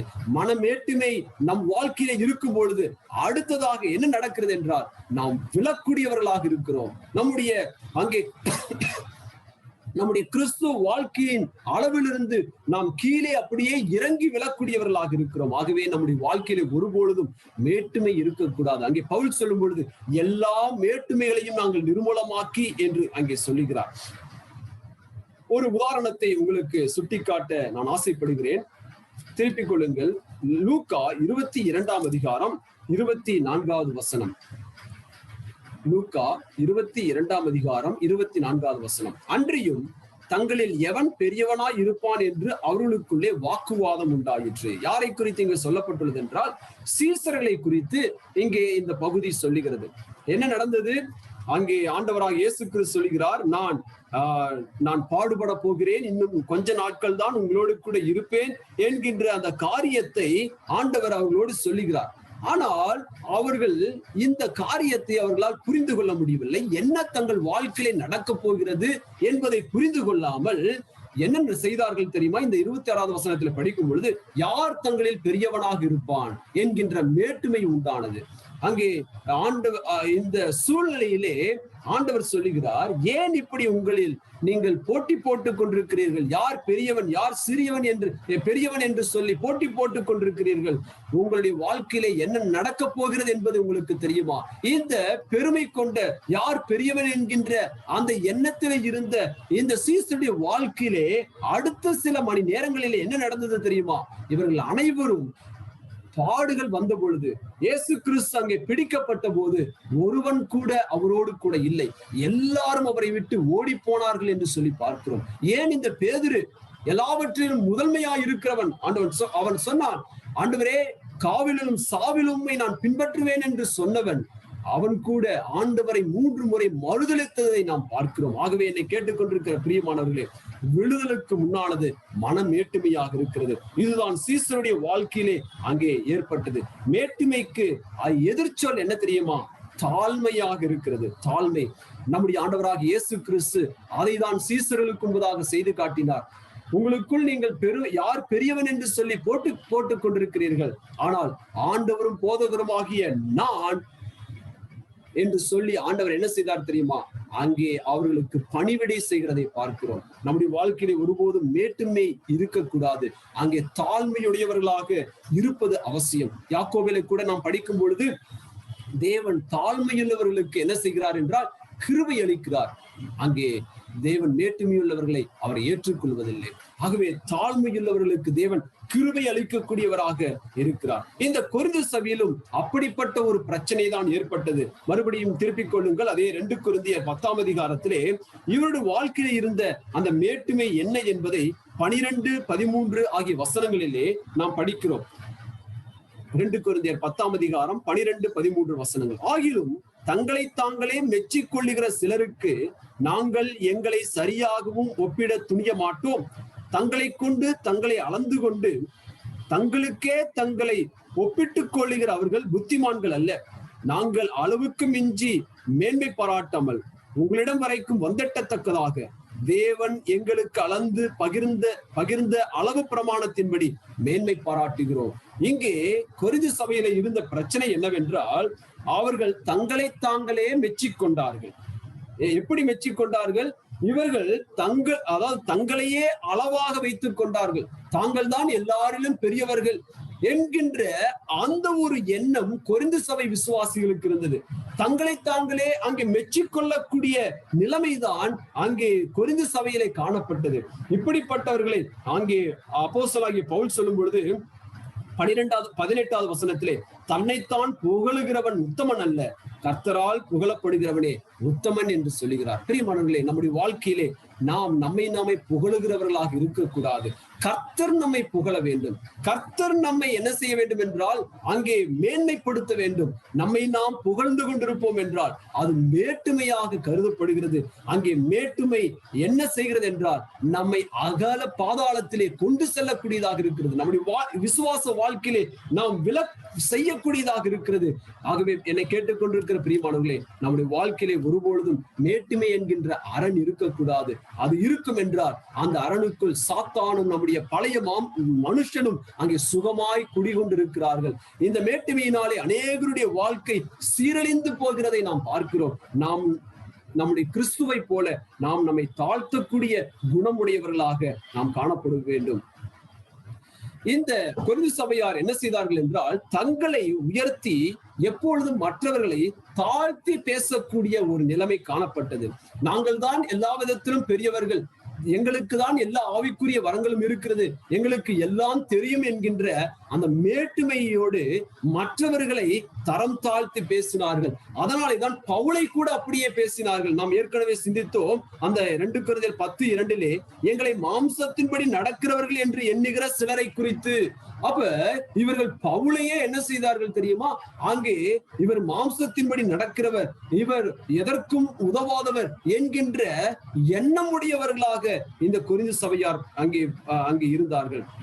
பிரியமானவர்களே, ஆனால் தேவன் நம்மிடத்திலிருந்து எதிர்பார்க்கிறது இப்படிப்பட்ட அரண்கள் அங்கு உடைய வேண்டும். நாம் எப்பொழுதும் மற்றவர்களை உயர்வாக எண்ண வேண்டும் என்றுதான் வேதம் நமக்கு கற்றுக் கொடுக்கக்கூடிய பாடமாக இருக்கிறது. ஆகவே இந்த மேட்டுமை என்கின்ற அரணை நாம் உடைக்க வேண்டியது அவசியமாக இருக்கிறது. மாறாக நாம் என்ன செய்ய வேண்டும் என்றால் 17வது வசனத்திலே நாம் படிக்கிறோம் 2 கொரிந்தியர் 10:17 மேன்மை பாராட்டுகிறவன் கர்த்தரை குறித்தே மேன்மை பாராட்ட வேண்டும். நாம் எதை குறித்து பெருமைப்பட வேண்டும்? நம்மை குறித்தல்ல, நமக்கு இருப்பதை குறித்தல்ல. மாறாக பிரியமானவர்களே, நாம் மேன்மை பாராட்ட வேண்டும் என்றால் கர்த்தரை மாத்திரமே, நாம் அவரை குறித்து மாத்திரமே நாம் மேன்மை பாராட்ட வேண்டும் என்று அப்போஸ்தலனாகிய பவுல் சொல்லுகிறார். அது மட்டுமல்ல, இன்னொரு இடத்திலே கலாத்தியர் 6:14 வசனத்திலே பவுல் சொல்லும் பொழுது, நான் சிலுவையை குறித்தே அன்றி வேறு ஒன்றை குறித்து நான் மேன்மை பாராட்ட மாட்டேன் என்று சொல்லுகிறார். பிரியமானவர்கள், இன்றைக்கு நாம் எதை குறித்து மேன்மை பாராட்டிக் கொண்டிருக்கிறோம்? நம்மை குறித்து மேன்மை பாராட்டுகிறோமா? நமக்கு இருக்கக்கூடிய தாளந்தை குறித்து மேன்மை பாராட்டுகிறோமா? அல்லது நமக்கு இருக்கக்கூடிய சொத்து பத்துக்களை குறித்து நாம் மேன்மை பாராட்டுகிறோமா? நமக்கு இருக்கக்கூடிய பண பலத்தை குறித்து மேன்மை பாராட்டுகிறோமா? நமக்கு சமூகத்தில் இருக்கக்கூடிய உயர்வை குறித்து மேன்மை பாராட்டுகிறோமா? இதையெல்லாம் வைத்து மற்ற நம்முடைய சக விசுவாசிகளை கீழாக நாம் நினைத்துக் கொண்டிருக்கிறோமா? இப்படிப்பட்ட அரண்களை நாம் உடைக்க வேண்டும். நாம் யாரை குறித்து மாத்திரமே மேன்மை பாராட்ட வேண்டும் என்றால் கர்த்தரை குறித்தும் அவருடைய சிலுவையை குறித்து மாத்திரமே மேன்மை பாராட்ட நாம் கடனாளிகளாக இருக்கிறோம். ஆகவே பவுல் சொல்கிறார், எங்களுடைய தேவ பலம் உள்ள இந்த போராயுதங்களை கொண்டு இப்படிப்பட்ட இந்த மாம்சீக இந்த குணத்தை நாங்கள் உடைக்கிறோம் என்று சொல்லுகிறார். இந்த மேட்டுமை என்கின்ற அரணை நாங்கள் உடைக்கிறோம் என்று சொல்லி இங்கே பவுல் சொல்லுகிறார். ஆகவே முதலாவது நாம் பார்த்தோம், அங்கே வாக்குவாதம், தர்க்கம் என்கின்ற அரண்களை நாங்கள் உடைக்கிறோம். இரண்டாவது, மேட்டுமை என்கின்ற அரண்களை நாங்கள் உடைக்கிறோம் என்று சொல்லி இங்கே பவுல் சொல்கிறார். இந்த மேட்டுமை நமக்கு இருக்கும் பொழுது தேவனை அறிகிற அறிவிலே நாம் ஒருபொழுதும் வளரவே முடியாது. பிரியமானவர்களே, அநேகருடைய வாழ்க்கையிலே என்னவென்றால் எனக்கு எல்லாம் தெரியும் என்கின்ற ஒரு கண்ணோட்டத்திலே, ஒரு மனப்பான்மையிலே அங்கே உட்கார்ந்து கொண்டிருப்பார்கள் சிலர். பிரியமானவர்களே, அப்படிப்பட்டவர்கள் எந்த விதத்திலும் தேவனை அறிகிற அறிவிலே வளரவே முடியாது. தேவனை அறிகிற அறிவிலே நாம் வளர வேண்டும் என்றால் இந்த மேட்டுமை என்கின்ற இந்த தீய குணத்தை, மாம்சீக குணத்தை, இந்த அரணை நாம் உடைத்தறிய வேண்டியது அவசியமாக இருக்கிறது. அடுத்ததாக, மூன்றாவதாக, கடைசியாக நாம் பார்க்கும் பொழுது அதே 2 கொரிந்தியர் 10:5 வசனத்திலே நாம் பார்க்கிறோம். மூன்றாவது நாம் உடைத்தறிய வேண்டிய அரண் என்னவென்றால், எந்த எண்ணத்தையும் கிறிஸ்துவுக்கு கீழ்ப்படிய சிறைப்படுத்துகிறவர்களாக இருக்கிறோம். மூன்றாவது, நம்முடைய எண்ணங்களை அல்லது நம்முடைய சிந்தனை என்கின்ற அரணை நாம் உடைத்தெறிய வேண்டும். நம்முடைய எண்ணம் என்கின்ற அந்த தீய குணத்தை, அந்த மாம்சீக குணத்தை, அந்த அரணை நாம் உடைத்தெறிய வேண்டும். பிரியமானவர்களே, இது மாம்சீக சிந்தனையாக இங்கே சொல்லப்பட்டுள்ளது. சிந்தனையை கட்டுப்படுத்துதல் என்பது மிக மிக கஷ்டம் இல்லையா? நம்முடைய தீய சிந்தனைகள் அங்கே அநேக சமயத்திலே நம்முடைய சிந்தனைகளிலே வந்து செல்லுகிறதை நாம் பார்க்கிறோம். சொல்லுவார்கள், நம்முடைய தலைக்கு மேலே பறவைகள் பறக்கலாம், ஆனால் அது நம்முடைய தலையிலே கூடு கட்ட நாம் என்ன செய்யக்கூடாது? அனுமதிக்க கூடாது. அதை போலவேதான் நம்முடைய சிந்தனைகள் ஒருபொழுதும் நமக்குள் தங்கும்படியாக, அது நம்மை ஆண்டு கொள்ளும்படியாக ஒருபொழுதும் பிரியமானவர்களே நாம் விட்டுவிடக் கூடாது. இந்த சிந்தனைகளை இங்கே அப்போஸ்தலனாகிய பவுல் சொல்லும் பொழுது, நாங்கள் கிறிஸ்துவுக்கு கீழ்ப்படிய சிறைப்படுத்துகிறவர்களாக இருக்கிறோம். சிந்தனையை நாம் சிறைப்படுத்த முடியுமா என்று கேட்டால் அப்போஸ்தலனாகிய பவுல் சொல்கிறார், நிச்சயமாக கிறிஸ்து இயேசுவுக்குள்ளாக அவருக்கு நாம் கீழ்ப்படிவதன் மூலமாக அதை நாம் சிறைப்படுத்த தேவன் நமக்கு பலனை கொடுக்கக்கூடியவராக இருக்கிறார். இந்த சிந்தனை அல்லது இந்த எண்ணம் என்கின்ற அந்த பகுதியை நாம் பார்க்கும் பொழுது சில காரியங்களை உங்களுக்கு சுட்டி காட்டும்படியாக நான் ஆசைப்படுகிறேன். இந்த தீய சிந்தனைகள் எதற்கு ஒப்பாக சொல்லப்பட்டிருக்கிறது என்றால், மத்தேயு 15:19 வசனம். மத்தேயு 15:19 நம்முடைய இரட்சகராகிய இயேசு கிறிஸ்து சொல்லுகிறார், எப்படி எனில் இருதயத்திலிருந்து பொல்லாத சிந்தனைகள் என்று இங்கே சொல்லுகிறார். 18வது வசனத்திலே வாயிலிருந்து புறப்படுகிறவைகள் இருதயத்திலிருந்து புறப்பட்டு வரும், அவைகளே மனுஷனை தீட்டுப்படுத்தும். எப்படி எனில் இருதயத்திலிருந்து பொல்லாத சிந்தனைகள் என்று சொல்லி ஒன்றன் பின் ஒன்றாக அந்த குணாதிசயங்களை சொல்லிக் கொண்டே போகிறார். ஆகவே இந்த தீய சிந்தனைகள் அல்லது இந்த பொல்லாத சிந்தனைகள் ஒரு மனிதனை என்ன செய்கிறது என்றால் தீட்டுப்படுத்தக்கூடியதாக இருக்கிறது. அதை தான் நான் சுட்டிக்காட்ட ஆசைப்படுகிறேன். இந்த பொல்லாத சிந்தனைகள், தீய சிந்தனைகள் நம்மை தீட்டுப்படுத்தக்கூடியதாக இருக்கிறது. இதற்கு பயன்படுத்தப்பட்டுள்ள கிரேக்க வார்த்தை என்னவென்றால் கொய்னோ என்ற வார்த்தை பயன்படுத்தப்பட்டுள்ளது. இது எதற்கு சமம் என்றால், இந்த தீட்டு என்ற வார்த்தை எதற்கு சமம் என்றால், ஒரு வசனத்தை நான் சுட்டிக்காட்டுகிறேன். எபிரேயர் 9ஆம் அதிகாரம் 13வது வசனம். எபிரேயர் 9ஆம் அதிகாரம் 13வது வசனம். அது எப்படி எனில், காளை வெள்ளாட்டுக்கடா இவைகளின் ரத்தம் தீட்டுப்பட்டவர்கள் மேல் தெளிக்கப்பட்ட கடாரியின் சாம்பலும் சரீர சுத்திகரிப்பு உண்டாகும்படி பரிசுத்தமாக்கப்படுத்துமானால், அதாவது இந்த இடத்திலே அந்த வார்த்தையை நான் கவனியுங்கள். அது எப்படி எனில், காளை வெள்ளாட்டுக்கடா இவளுடைய ரத்தம் தீட்டுப்பட்டவர்கள் என்ற அந்த வார்த்தை, தீட்டுப்பட்டவர்கள் மேல், இந்த வார்த்தைக்கு சமமாக அந்த வார்த்தை சொல்லப்பட்டுள்ளது. என்ன இந்த தீட்டுப்பட்டவர்கள் மேல்? இது லேவியராகமத்தில் சொல்லப்பட்டுள்ள தீட்டாக இருக்கிறது. அந்த பிரமாணத்தில் உள்ள தீட்டாக இருக்கிறது. என்ன நடைபெறும்? லேவியராகம புஸ்தகத்திலே அல்லது பழைய ஏற்பாட்டிலே நாம் பார்க்கும் பொழுது, ஒரு தீட்டுப்பட்டவன் அவன் எவ்விதமாக சமுதாயத்திலே நடத்தப்படுவான்? ஒரு தீட்டுப்பட்டவன் அவன் தேவனை விட்டு பிரியக்கூடியவனாக அங்கே காணப்படுகிறான். அப்படிப்பட்ட நிலைமைதான் பழைய ஏற்பாட்டில் இருந்தது. தீட்டுப்பட்டவன் தேவனுடைய ஆலயத்திற்கு, ஆசரிப்பு கூடாரத்திற்கு வர முடியாது. தீட்டுப்பட்டவன் தேவ ஜனங்களை விட்டு அவன் பிரிந்திருக்க வேண்டும். அவனுக்கென்று ஒரு தனி இடம் அங்கே கொடுக்கப்படும். அங்கேதான் அந்த தீட்டுப்பட்டவன் இருக்க வேண்டும். இதுதான் பழைய ஏற்பாட்டின் பிரமாணமாக இருந்தது. தீட்டுப்பட்டவன் தேவனை விட்டு அங்கே புறம் தள்ளப்படுகிறான். தீட்டுப்பட்டவன் தேவாலயத்தை விட்டு அல்லது ஆசரிப்பு கூடாரத்தை விட்டு அங்கே விலக்கி வைக்கப்படுகிறான். தீட்டுப்பட்டவன் ஜனங்களை விட்டு அங்கே விலக்கி வைக்கப்படுகிறதை நாம் பார்க்கிறோம். பிரியமானவர்களே, இங்கே அந்த வார்த்தை தான் இங்கே பயன்படுத்தப்பட்டுள்ளது. அதாவது மத்தேயு 15 நாம் படித்தது போல, இந்த இருதயத்திலிருந்து புறப்பட்டு வரும் அவைகளே மனுஷனை தீட்டுப்படுத்தும். அப்ப என்றால் அர்த்தம் என்ன? பிரியமானவர்களே, நம்முடைய வாழ்க்கையில இந்த பொல்லாத சிந்தனை இருக்கும் என்றால் அது நம்மை தீட்டுப்படுத்துகிறது. இந்த பொல்லாத சிந்தனை தீட்டாக இருக்கிறது. இந்த பொல்லாத சிந்தனை நமக்கு இருக்கும் பொழுது நம்மை இது என்ன செய்கிறது என்றால் தேவனை விட்டு நம்மை அங்கே புறம்பாக்கி வைக்கிறது.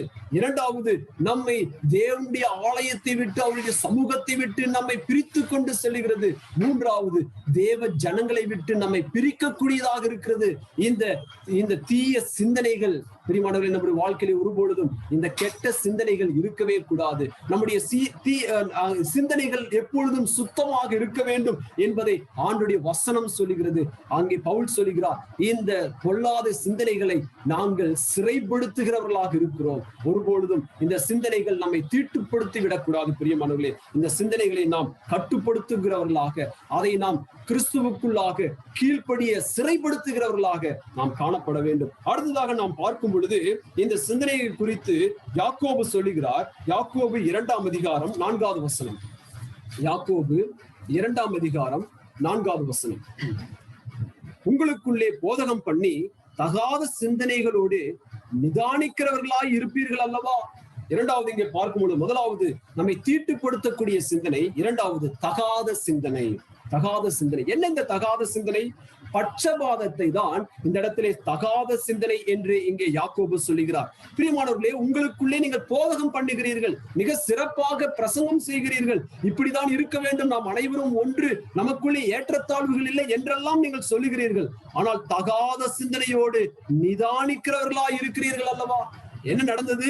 இங்க யாக்கோபு அந்த சபைக்கு எழுதும்போது சொல்லுகிறார், நீங்கள் எல்லாம் சரியாதான் செய்றீங்க, பிரசங்கம் பண்ணுகிறீங்க, ஆனால் உங்களுக்குள்ளே பட்சபாதம் இருக்கிறதே. அங்கே அதாவது மினுக்குள்ள வஸ்திரம் தரித்தவர்களை நீங்கள் பார்க்கும் பொழுது அவர்களை ஒரு இடத்திலும், அவர்களை நடத்தக்கூடிய விதமும், அங்கே இல்லாதவர்கள், ஏழை எளியவர்கள், தரித்திரர்கள் வரும் பொழுது அவர்களை வேறு விதத்திலும் நடத்தக்கூடிய தகாத சிந்தனை உங்களுக்கு இருக்கிறதே. பிரியமானவர்களே, என்னை கேட்டுக்கொண்டிருக்கிற நம்முடைய சிந்தனை இப்படிப்பட்ட விதத்திலே இருக்கிறதா? நம்முடைய சபைகளிலே, நம்முடைய சமுதாய வாழ்க்கையிலே, நம்முடைய குடும்பத்திலே இப்படிப்பட்ட தகாத எண்ணம் உடையவர்களாக, அங்கே பட்சபாதம் உடையவர்களாக நாம் காணப்படுகிறோமா? இங்கே நாம் அப்படிப்பட்டவர்களாக இருக்கக்கூடாது. நாம் எல்லாரையும் சரிசமமாக, ஏழையோ பணக்காரனோ யாராக இருந்தாலும் எல்லாரும் கிறிஸ்துவின் ரத்தத்தினாலே மீட்கப்பட்டவர்கள், எல்லாரும் தேவனுடைய பார்வையிலே சமமானவர்கள் என்கின்ற எண்ணத்தோடு நாம் வாழ வேண்டியது அவசியமாக இருக்கிறது. பவுல் சொல்கிறார், இப்படிப்பட்ட எண்ணங்களை நாங்கள் சிறைப்படுத்துகிறோம், அந்த அரண்களை நாங்கள் உடைத்து போடுகிறோம் என்று சொல்லி அப்போஸ்தலனாகிய பவுல் சொல்கிறார். அந்த 2 கொரிந்தியர் 10ஆம் அதிகாரம் 7ஆம் வசனத்திலே படிக்கும் பொழுது ஒரு காரியத்தை பவுல் சொல்லுகிறார். 2 கொரிந்தியர் 10:7 வெளி தோற்றத்தின்படி பார்க்கிறீர்களா என்று இந்த இடத்துல சொல்லுகிறார். என்ன வெளி தோற்றத்தின்படி பார்க்கிறீர்கள்? இங்கே அப்போஸ்தலனாகிய பவுலை அவரை வெளி தோற்றத்தின்படி பார்த்தார்கள். என்ன வெளி தோற்றம்? அவருடைய வெளி தோற்றத்தை குறித்து தான் அங்கே 10ஆம் வசனத்திலே நாம் படிக்கிறோம். அவனுடைய நிருபங்கள் பார யோசனையும் பலமுள்ளவைகள், சரீரத்தின் தோற்றமோ பலவீனம். அப்போஸ்தலனாகிய பவுலினுடைய சரீரத்தை குறித்து நாம் அறிந்திருக்கிறோம், சற்று நாம் அறிந்திருக்கிறோம். அவருடைய சரீரம் பலவீனம் உள்ளதாக இருந்தது, அவருக்குள் ஏதோ ஒரு முள் கொடுக்கப்பட்டிருந்தது என்று சொல்லி நாம் படிக்கிறோம். அவரை பார்க்கும் பொழுது அவ்வளவு ஒரு ருசிகரமான ஒரு தோற்றம் அவருக்கு இல்லை. இங்கே இந்த கொரிந்து சபையார் இந்த பவுலை அவ்விதமாக ஒரு தீய எண்ணத்தோடு, ஏற்றத்தாழ்வுள்ள பாரபட்சம் உள்ள அந்த எண்ணத்தோடு தான் அவரை பார்த்தார்கள். வெளி தோற்றத்தின்படி அவர் பார்க்கக்கூடிய ஒரு சபையாக தான் அந்த கொரிந்து சபை காணப்பட்டது. பவுல் சொல்கிறார், அப்படிப்பட்ட பாரபட்சம் நமக்குள் இருக்கக்கூடாது. இப்படிப்பட்ட இந்த சிந்தனைகளை, இந்த எண்ணங்களை நாம் சிறைப்படுத்த வேண்டும். இந்த அரண்களை நாம் உடைத்து போட வேண்டும்.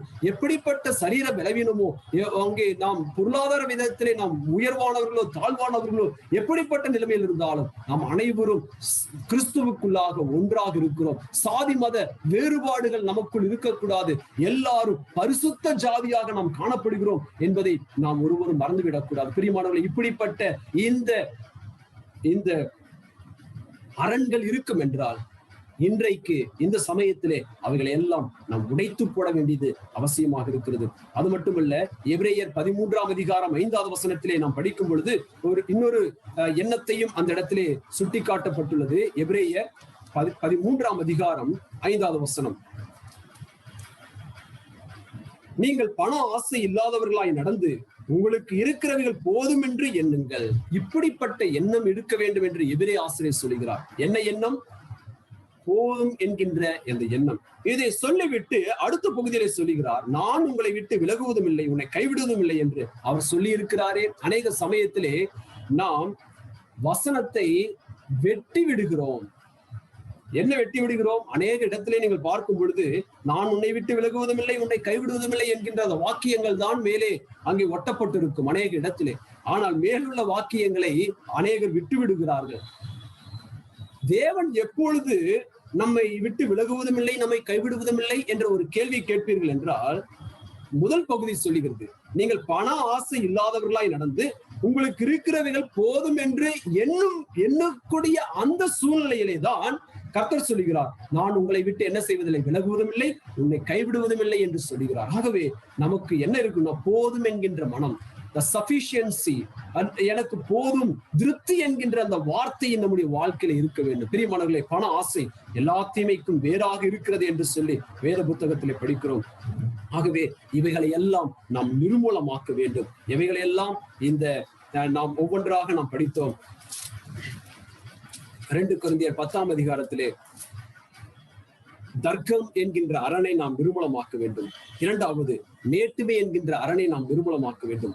3வது அங்கே மாம்சீக எண்ணங்களை, மேட்டுமை அங்கே பாரபட்சம் உள்ள எண்ணங்களை, தீட்டான எண்ணங்களை, போதும் என்கின்ற அந்த எண்ணமற்ற எண்ணங்களை நாம் என்ன செய்ய வேண்டும் என்றால் நிர்மூலமாக்க வேண்டியது அவசியமாக இருக்கிறது. How to control our mind, எப்படி நம்முடைய எண்ணங்களை நாம் சிறைப்படுத்த முடியும் என்றால், அப்போஸ்தலனாகிய பவுல் 5வது வசனத்திலே சொல்லுகிறது போல, கிறிஸ்துவுக்கு கீழ்ப்படிய சிறைப்படுத்துகிறவர்களாக இருக்கிறோம். பிரியமானவர்களே, நாம் கிறிஸ்துவுக்கு கீழ்ப்படுகிற போதுதான், அவருக்கு நாம் நம்மை விட்டு கொடுக்கின்ற போதுதான் இப்படிப்பட்ட எண்ணங்களை நாம் சிறைப்படுத்துகிற முடியும். இந்த அரண்களை நாம் உடைக்க முடியும். அதே போல சங்கீதம் 119, 113 நீங்கள் படிக்கும் பொழுது, உமது வேதத்தில் நான் பிரியமாய் இருக்கிறேன், அந்த வசனத்தை மட்டும் சொல்லி நான் முடிக்கிறேன். 119ஆம் சங்கீதம் 113வது வசனம். 119ஆம் சங்கீதம் 113வது வசனம். வீண் சிந்தனைகளை நான் வெறுத்து உமது வேதத்தில் பிரியப்படுகிறேன். பிரியமானவர்களே, நாம் வீண் சிந்தனைகளை நம் வாழ்க்கையை விட்டு அகற்ற வேண்டும் என்றால் நாம் செய்ய வேண்டிய இரண்டாவது காரியம் ஆண்டவருடைய வேதத்தில் நாம் பிரியமாய் இருக்க வேண்டும். இவைகள் இருக்கும் பொழுதுதான் தேவனுக்கு கீழ்ப்படுகிற அந்த கீழ்ப்படிதலும் தேவனுடைய வேதத்தின் மேலுள்ள அந்த பிரியம் நமக்கு இருக்கும் பொழுது வீணான சிந்தனைகளை, அங்கே தவறான எண்ணங்களை நம்மை விட்டு நாம் அகற்ற முடியும், அவைகளை நாம் கீழ்ப்படுத்த முடியும். ஆகவே இந்த சமயத்திலே தேவனுடைய வசனம் நமக்கு கொடுக்கக்கூடிய ஆலோசனை என்னவென்றால், இந்த 3 அரண்களை நாம் நிர்மூலமாக்க வேண்டும். தர்க்கம், வாக்குவாதம் என்கின்ற அரண்களை நாம் நம்முடைய கிறிஸ்துவ வாழ்க்கையிலிருந்து அகற்ற வேண்டும். பெருமை என்கின்ற, மேட்டுமை என்கின்ற அந்த அரண்களை நாம் நிர்மூலமாக்க வேண்டும். 3வதாக தீய எண்ணங்களை நம்முடைய சிந்தனையிலிருந்து இந்த அரண்களை நாம் நிர்மூலமாக்க வேண்டும். கர்த்தர் தாமே இந்த அரண்களை நிர்மூலமாக்கும்படியாக நமக்கு உதவி செய்வாராக, நமக்கு பலன் தருவாராக. அவர் நமக்கு கொடுத்திருக்கக்கூடிய போராயுத வர்க்கங்கள் அது தேவ பலமுள்ளவைகளாக இருக்கிறது. இவைகளை கொண்டு இவைகளை நாம் நிர்மூலமாக்குவோம். கர்த்தர் நமக்கு உதவி செய்வாராக. அவருடைய நாமம் மகிமைப்படட்டும். ஆமென்.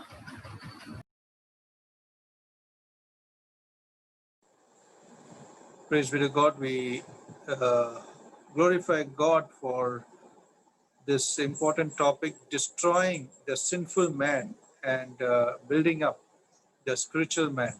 So may God enable each one of us to destroy the old man, the sinful man, and build up the spiritual man in us. So we have seen 3 important points that we should be careful of, that is as a stronghold which may sprout in us. So that we have to be careful in our life as we go in the spiritual walk. Now the first one is our arguments that we know arises a lot in the families and also in the assemblies. So we should be very careful that how we speak, so that the name of the Lord would be glorified. That's what we were pointed out in everything. But he that glorieth, let him glory in the Lord. Chapter 10, 2 Corinthians, verse 17.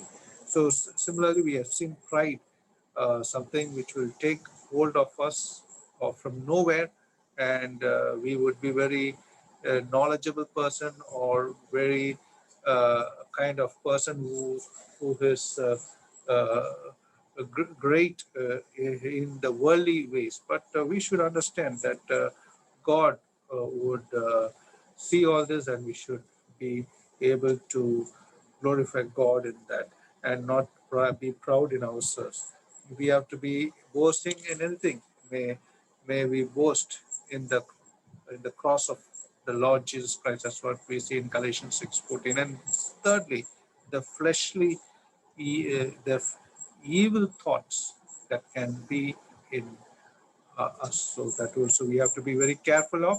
So the first, the thing is about the arguments. The second, the pride, and third, the evil thoughts. So all these we have to be careful in our spiritual walk of life, so that we should not encourage these in any way.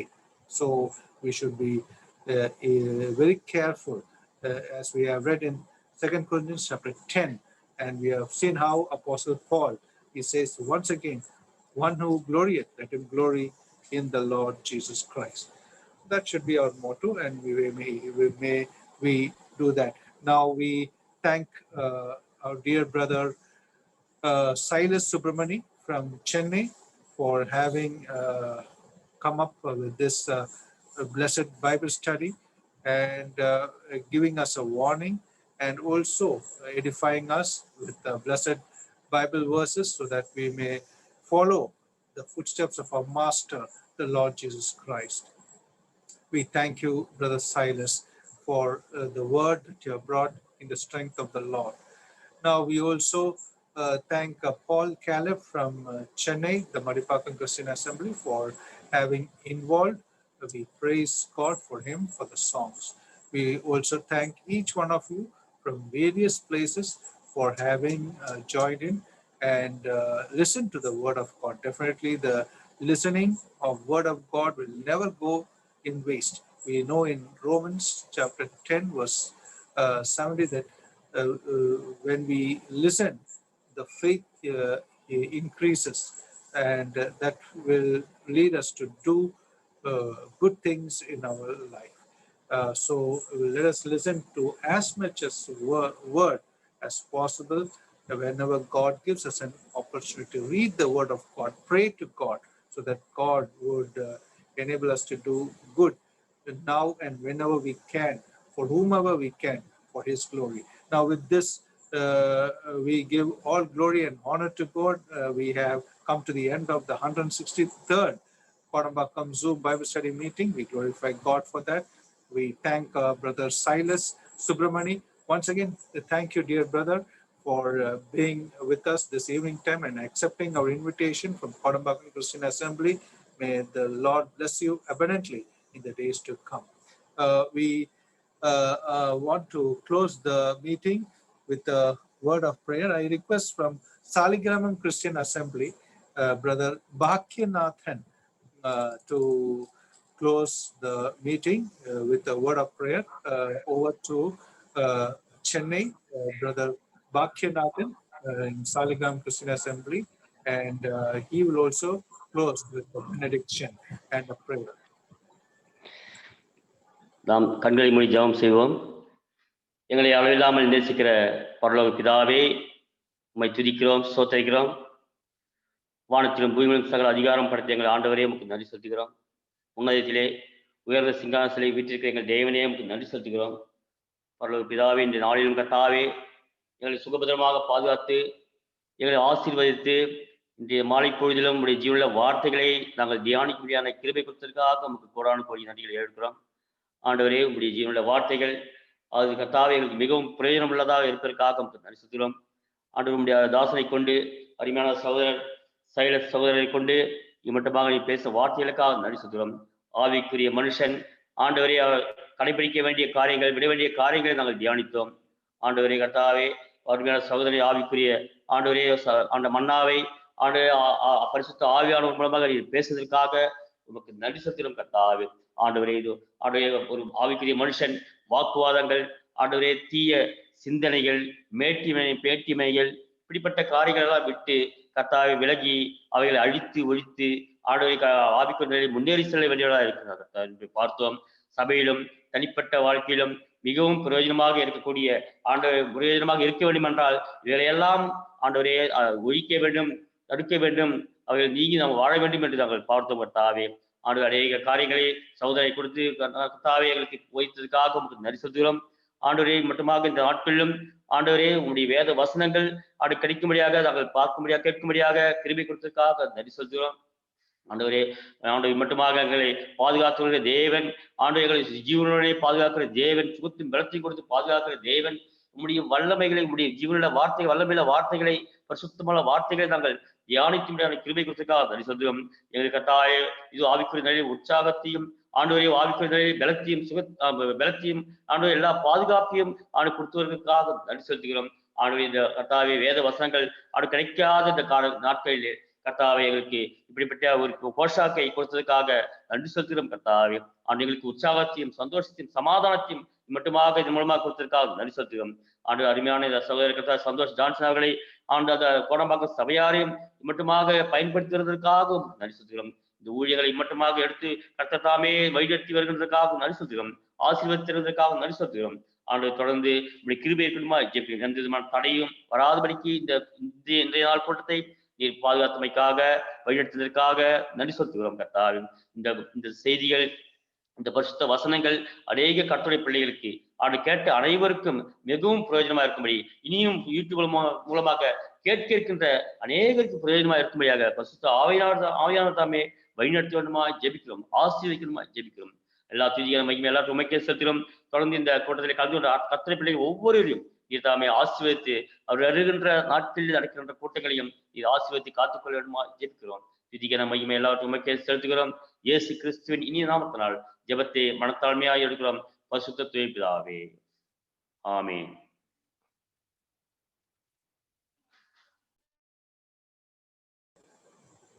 May the love of God the Father, the grace of the Lord Jesus Christ, and the fellowship of the Holy Spirit be with each one of us now and forevermore. Amen. Thank you all for being with us. Thank you, Brother Bhakyanathan from Saligram Christian Assembly for the prayer, and for each one of you for having joined in and been with us, encouraged us all these 6 months plus for the glory of God, and especially Brother Silas for having joined and so with the strength of the Lord, given the word of God, shared the Bible study. We praise God for him and Paul Caleb for the songs. Now with this, we are closing this 163rd Kodambakam Zoom Bible study meeting.